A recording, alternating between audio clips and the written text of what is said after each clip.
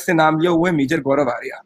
तो मेरा ये सवाल है कि अगर आप इतना इन्वॉल्व नहीं हैं और आप सिर्फ पॉलिटिकल एस्टेब्लिशमेंट से ही टच में है, तो फिर पाकिस्तानी आपसे इतना घबरा क्यों रहे हैं?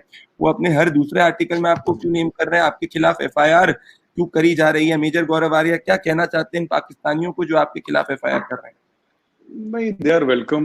मैं उनको रोक तो सकता नहीं, तो मैं यही कह सकता हूँ कि स्वागत है। उन्होंने 3 जगह एफआईआर करा है। केंट यूके में करा है, कराची में करा है और मीरपुर में करा है, जो कि पीओके में है, पाकिस्तान ऑक्यूपाइड कश्मीर, जिसको वो लोग आजाद कश्मीर बोलते हैं। तो वहां पे उन्होंने एफआईआर करा है। और ये चीज है, ये इनका नेशनल मीडिया, इनका टेलीविजन, इनका प्रिंट, इन सब चीजों से ऑब्सेस्ड है। एक्चुअली क्या है, मैं आपको बताता हूँ Pradeep, they are unable to find out कि इनकी जो पॉलिसी फेलियर्स हैं बलूचिस्तान में, ये इसको मानने को तैयार नहीं है। बलोच के साथ 2 चीजें हैं जो पाकिस्तान से अलग हैं, पाकिस्तानियों से मुख्तलिफ हैं। बलोच के लिए Baloch nation, the thing about nationhood takes primacy over religion. तो बलोच मुसलमान तो हैं, लेकिन बलोच के अंदर ये बहुत बड़ी बात है कि 10,000 साल पुराना मेहरगढ़ सिविलाइजेशन बलूचिस्तान का है। It's 10,000 years old. It is older than the Indus valley civilisation, जो हमारा सिविलाइजेशन है। तो बलोच जो है साहब, वो एक तो बहुत ही खुददार कौम है, क्योंकि बहुत पुराने सिविलाइजेशन से बिलोंग। आपकी देखिए जड़ें जितनी गहरी होती है ना, तो कहते हैं कि फिर आपके माथे पे उतने बल आ जाते हैं। तो बलोच जो उनके माथे पे कई बल हैं, वो बहुत पुराने लोग हैं। ये बेचारे ये पाकिस्तानी टूटे फूटे 72 साल पुराने। तो इनके साथ ये सबसे बड़ी ये प्रॉब्लम है कि but they very shallow people. तो किसी ने बोल दिया, अब ये पीछे पड़ गए भाई मेरे की किसी तरीके से। इनका मैं आपको बता रहा हूं अगले 6 महीने 1 साल में क्या होगा। They will try and approach the United Nations. I am telling you today, they will try in their own parliament first, जिसमें डॉजियर में। अब इन्होंने किसको बोला? इन्होंने बोला साहब नरेंद्र मोदी, पहली चीज। Number 2 the late Shri Manohar Parrikar जी।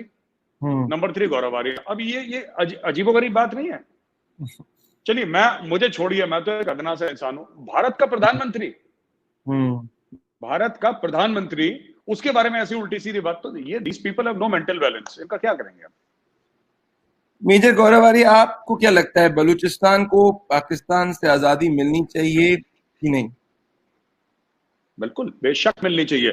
मुझे एक रत्ती भर का भी इसमें डाउट नहीं है कि मिलनी चाहिए। मैं बलोच फ्रीडम स्ट्रगल को सपोर्ट करता हूं, और मैं ये भी कहता हूं कि हमें डिप्लोमेटिकली, पॉलिटिकली और फाइनेंशियली पूरा बलोच फ्रीडम स्ट्रगल को सपोर्ट करना चाहिए खुल के आके। और अभी तक हमारी गलती रही है, यानी भारत की गलती रही है, जो हमने सपोर्ट नहीं करा।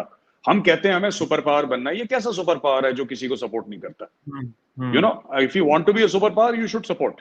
आपको सपोर्ट करना चाहिए कायदे से। बलोच फ्रीडम स्ट्रगल को आपको सपोर्ट करना चाहिए, हमें करना चाहिए। मैं तो करता हूं कम से कम। मतलब मेजर गौरव आर्या ये कह रहे हैं कि पाकिस्तान को टुकड़ों में हमें बांटना पड़ेगा और बलूचिस्तान को तभी आजादी मिल पाएगी। मैं सही समझा इस बात को? भाई, पाकिस्तान तो आर्टिफिशियल कॉन्स्ट्रक्ट है ना। पाकिस्तान देखिए, इंडियन सब एक साथ क्यों रहते हैं?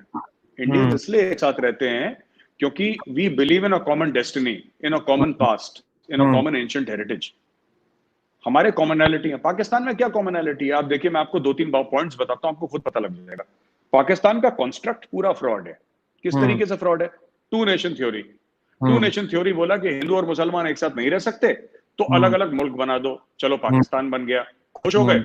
25 साल के अंदर अंदर बांग्लादेश बन गया, क्योंकि बंगालियों ने बोला यार इनके साथ तो हम रह नहीं सकते, दे आर अनबेरेबल। पहली बार इतिहास में प्रदीप, पहली बार दुनिया के इतिहास में एक मेजोरिटी ने एक माइनॉरिटी के सामने हाथ जोड़ा और बोला भाई साहब आपके साथ नहीं रह सकते, हमें फारिग करो। Bengalis were in a majority, correct, and west Pakistanis were in a minority. उन्होंने हाथ जोड़ लिया, बोला भाई साहब आपके साथ हम नहीं रह सकते। दूसरा पॉइंट, जो बलूचिस्तान जो था ना, Balochistan was an independent country. It was taken over by Pakistanis by force.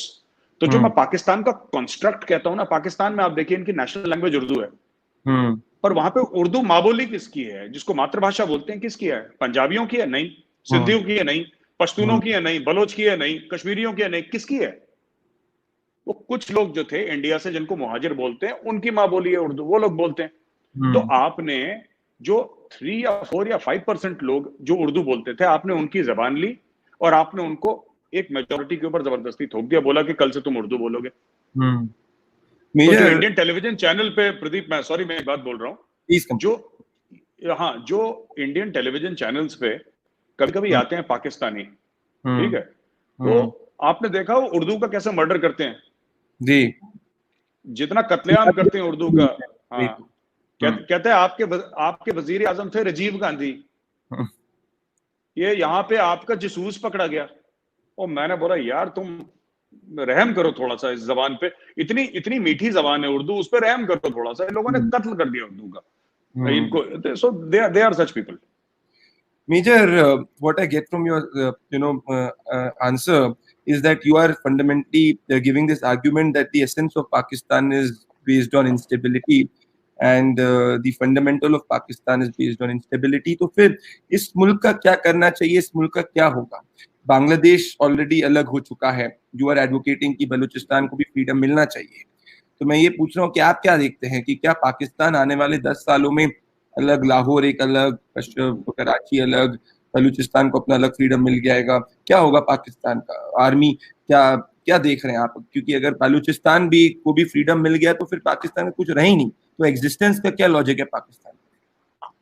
जो बलोच लीडर्स क्लेम करते हैं पुराने मैप से, बलोच लीडर्स ये क्लेम करते हैं कि Karachi was also at one time part of Balochistan. ये बलोच लीडर्स पुराने जो मरी हैं, मंगल हैं, बुख्ती हैं, ये पुरानी ट्राइब्स हैं, ये लोग क्लेम करते हैं। और इनके मैप्स भी हैं जो कि जेन्युइन हैं, जो कि दिखाते हैं कि Karachi was once part of Balochistan. मैं आपको बताता हूं, देखिए पाकिस्तान एक्सप्लोड नहीं करेगा, पाकिस्तान इम्प्लोड करेगा प्रदीप। पाकिस्तान विल इम्प्लोड, क्योंकि पाकिस्तान की फॉल्ट लाइंस बहुत ज्यादा, और पाकिस्तान को अगर जबरदस्ती जबरन पकड़ा है किसी ने, तो वो पकड़ा हुआ है पाकिस्तानी आर्मी ने। लोगों पे तशद्दुद करके। अब देखिए पश्तून तहफ़्फ़ुज़ मूवमेंट चल रही है, जिसमें सारे के सारे पश्तून जो हैं सड़क पे आ गए हैं ऑलमोस्ट, पहली बात। दूसरी चीज, नॉर्थ वजीरिस्तान और बलूचिस्तान का जो पूरा एरिया है, दिस कंप्लीट एरिया, ये सबसे पिछड़ा, सबसे poor. Balochistan is 44 to 45% of Pakistan land mass, अगर आप देखें तो। यानी कि ऑलमोस्ट आधा पाकिस्तान तो बलूचिस्तान है लैंड एरिया से, लेकिन पॉपुलेशन सबसे कम है, सबसे ज्यादा गरीबी, सबसे ज्यादा मुफलिसी बलूचिस्तान में। इन्होंने चोरी करे हैं बलूचिस्तान के वसाइल ना, इन्होंने चीनियों को बेच दिया। एक रिपोर्ट है, पाकिस्तानी रिपोर्ट, जो उनकी federation of commerce and industry की रिपोर्ट है पाकिस्तान की, आप उसको इंटरनेट पे देखिए। वो ये कहती है by 2048, by the year 2048 majority population of Balochistan will be Chinese. Pakistan की खुद की रिपोर्ट है, मैं नहीं कह रहा। तो आपने बेच दिया सब कुछ। पाकिस्तान के एयरपोर्ट्स बिके हुए हैं, पाकिस्तान के कराची, लाहौर, इस्लामाबाद के एयरपोर्ट गिरवी हैं चाइनीज को, पूरा मुल्क गिरवी है। ऐसा मुल्क जो पूरा गिरवी है, जो लोन लिए हुए पैसे नहीं लौटा सकता, जिसकी फौज अय्याशियां कर रही है, जिसके लीडर्स करप्ट हैं, वो कैसे बचेगा मुल्क? उसमें ये जो कहते हैं ना साजिशें करी भारत ने, हमें क्या जरूरत है साजिश करने की?